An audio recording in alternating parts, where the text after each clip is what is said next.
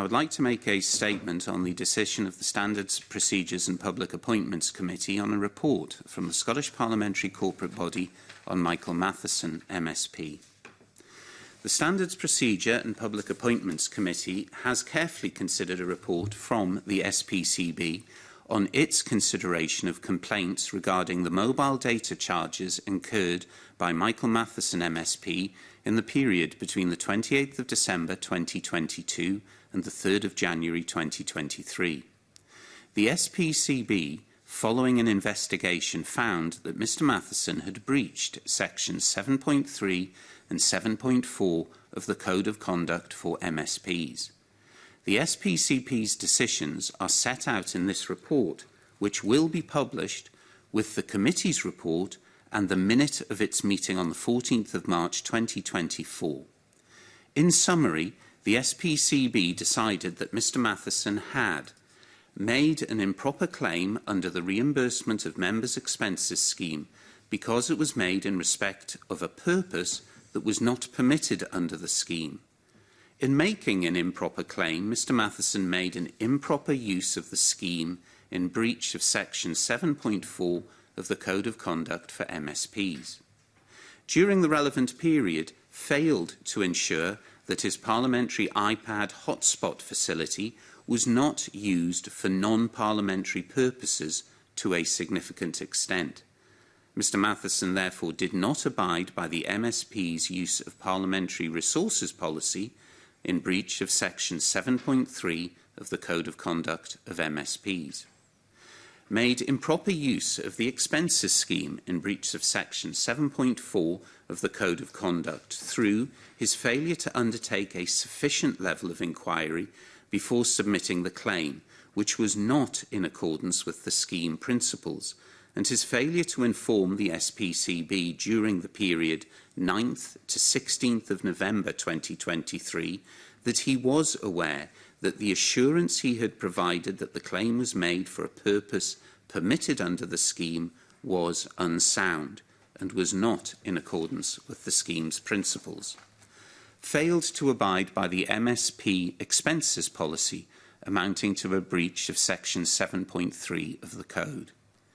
In reaching a view on the question of whether or not to recommend a sanction, the committee invited Mr Matheson to make both written and in-person representations, and for these to be considered in private, as it would usually do in consideration of a report from the Ethical Standards Commissioner at Stage 3 of a complaint process, as set out in the guidance on the Code of Conduct.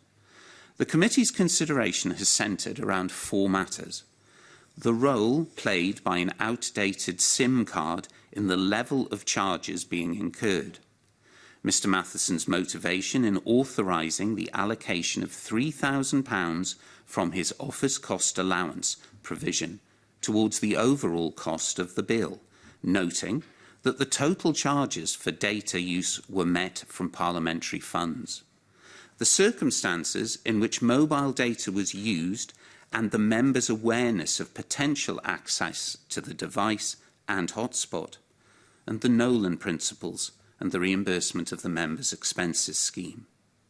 The issues under consideration by the committee have, ultimately, been about the use of public finances, the degree of trust that there must be, both in and outside of Parliament, and that those funds are used only for legitimate purposes, and the ethical standards with which members must conduct themselves in all matters as articulated in the Nolan Principles and the Code of Conduct. In considering the question of sanctions, the committee has given full consideration to the SPCB's report and to Mr Matheson's representations.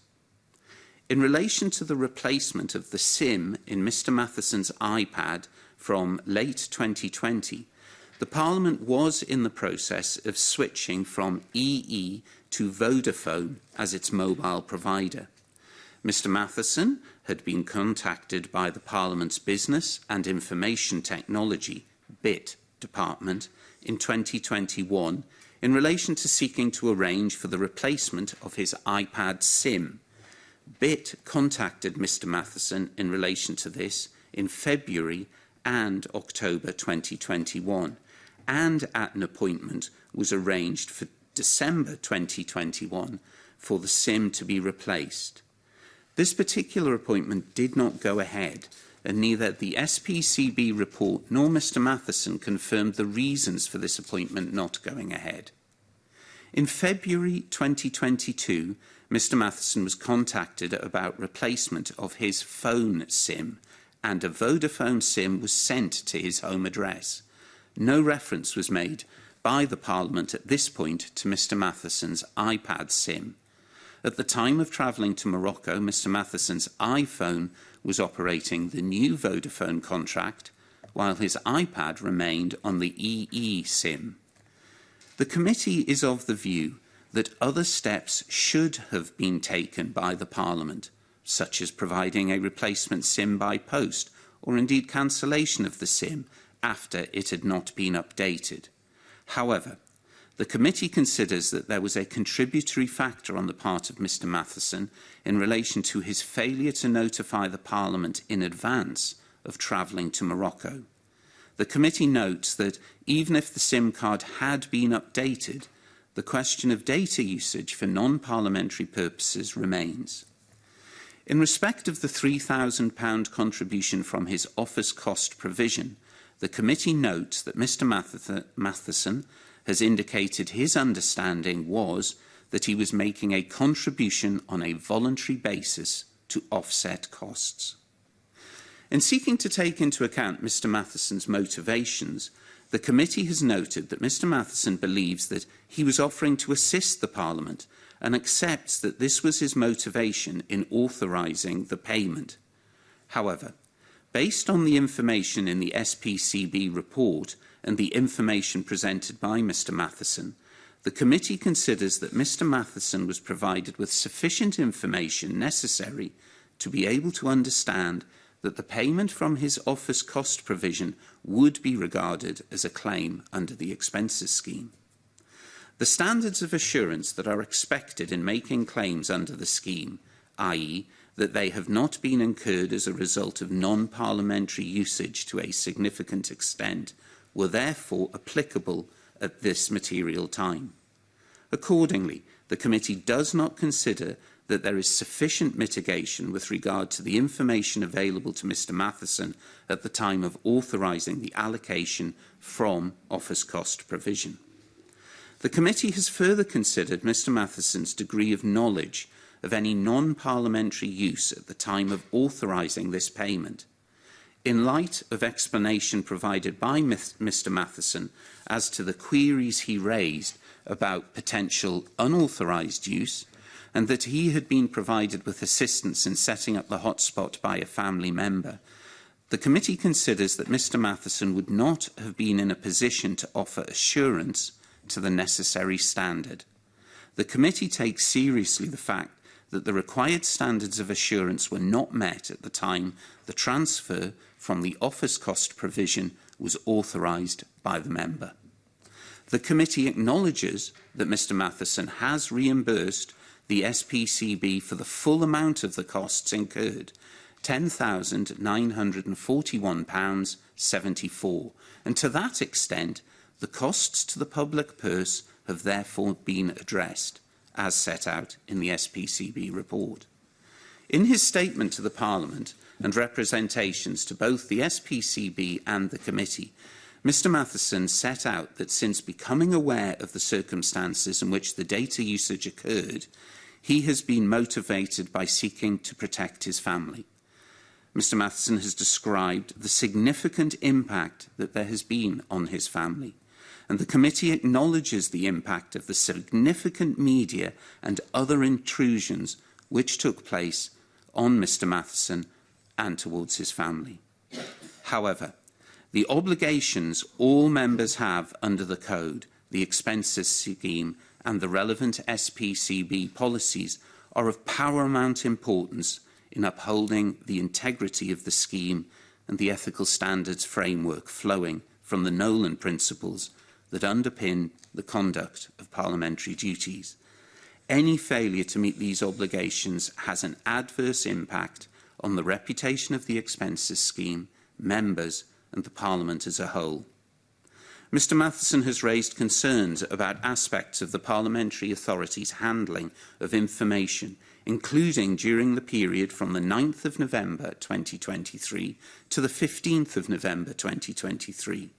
The committee notes the comments made by Mr Matheson regarding his trust in the parliamentary authorities. However, the committee has concerns about the fact that the non-parliamentary usage of the data was not drawn to the attention of the parliamentary authorities, including the presiding officer, more timorously. Mr Matheson had chosen not to share with the Parliament his knowledge of non-parliamentary use prior to the 16th of November, and the committee notes that the Parliament could not have been expected to take account of matters of which it was not aware. The committee has considered Mr Matheson's decisions regarding the sharing of information about his knowledge of non-parliamentary use in terms of the Nolan Principles and the obligations on Mr Matheson, and indeed all MSPs, to be open, honest and accountable in relation to the use of expenses.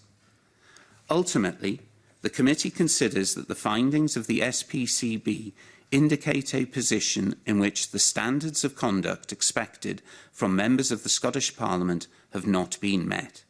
The unanimous view of the committee is that it is therefore appropriate to recommend sanctions for consideration by the Parliament. The committee is also unanimous in its view that it is appropriate to recommend sanctions that include a financial element and a period of exclusion from proceedings of the Parliament and its committees. The committee is unanimous in recommending a financial sanction of withdrawal of salary for a period of 54 days. The committee was not able to reach a unanimous view on the period of exclusion from proceedings that should be recommended. A proposal for a period of exclusion of 27 sitting days was made by Annie Wells. Oliver Mundell indicated his support for this proposal. Jackie Dunbar and Alistair Allen did not agree with this proposal.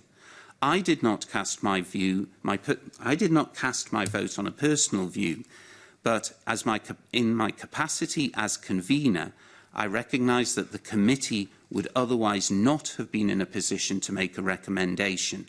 I supported the proposal for an exclusion of a period of 27 sitting days. A majority of the committee therefore supported a recommendation of exclusion for a period of 27 sitting days. The majority of the committee considers that the sanctions it recommends reflect the seriousness of the breaches of Section 7.3 and 7.4 of the Code in this case. Had it not been for mitigatory factors, including the impact on the member and his family, the sanctions proposed would likely have been greater.